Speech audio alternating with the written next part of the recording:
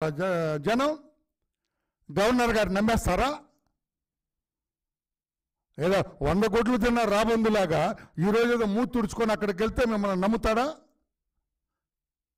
మీ మూతుకున్న రక్తాన్ని తుడుచుకొని వెళ్తే అరే మీరు దుంపల దాకా ఎంత ఏం పరిపాలన మీరు చేసింది. ఇసుక, ల్యాండ్, మైనింగ్ అన్నీ ఏది వదిలేదులే. అన్నీ మా లోకేష్ బాబు గారి ఎర్ర పుస్తకంలో అన్నీ నమోదైనాయి. అందరి జాతకాలు నమోదైనాయి. అందుకనే ఏ ఒక్క అధికారిని కూడా, డెప్యుటేషన్ మీద వచ్చిన అధికారులు ఎవరిని కూడా వెంటనే రీపాట్రియేట్ చేయొద్దని చెప్పాము. అందరి జాతకాలు లెక్కలు తేలాలి కదా, అందరు లెక్కలు తేలాలి. ఆ సిఐడి చీఫ్ సెలవు పెట్టి వెళ్ళిపోతానన్నారు, ఆయన కూడా ఆగమన్నాం.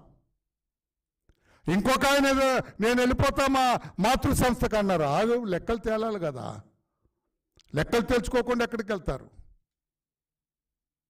ఆ రోజున చంద్రబాబు నాయుడు గారు ఆయన వెహికల్లో ఉంటే, ఆయన పడుకొని లోపల నిద్రపోతూ ఉంటే మీ కొల్లి రఘురామరెడ్డి తలుపు కొట్టి ఎంత అది ఎన్ఎస్జీ రూల్స్ కూడా వ్యతిరేకం. అది ఎన్ఎస్జీ పుట్టిన రకంగా డిస్టర్బ్ చేయడానికి లేదు. కొల్లి రఘురామరెడ్డి గారు వ్యవహరించిన తీరు మర్చిపోతారా? అంతకుముందు సునీల్ కుమార్ వ్యవహరించిన తీరు మర్చిపోతామా? ఇవన్నీ కూడా లెక్కలు తేలాలి కదా. చట్టబద్ధంగానే లెక్కలు తేలాలంటే మళ్ళీ మేము మీదేదో దాడులు చేస్తాం, మిమ్మల్ని ఏదో చేస్తామని భయపడద్దు. చట్టబద్ధంగానే జరుగుతాయన్నీ. చట్టాన్ని ఉపయోగించే మీ సంగతి తేలుస్తామని చెప్పి కూడా తెలియచేస్తున్నాం.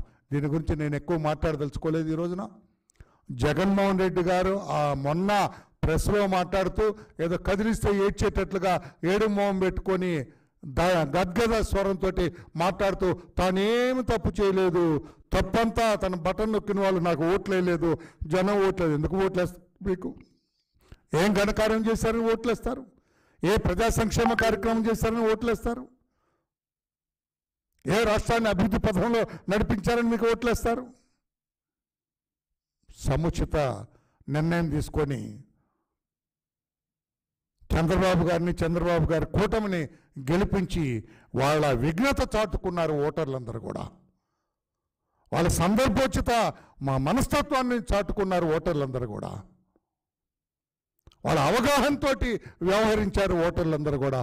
అందుకు మరొక్కసారి రాష్ట్రంలోని ఓటర్లందరూ కూడా కృతజ్ఞతలు, అభినందనలు తెలియజేస్తూ జగన్మోహన్ రెడ్డి గారు మిమ్మల్ని నేను ఒకటే కోరుతూ ఉన్నా. పాత్రికేయ సోదరులారా, మీరు కూడా నేను చెప్పే ఇది మీరు ప్రత్యేకంగా వ్రాయాల చిన్న పేర.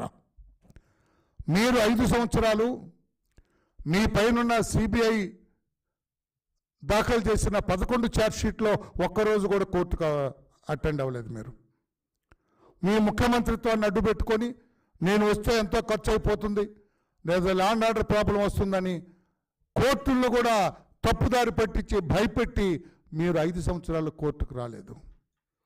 Now you are a free man.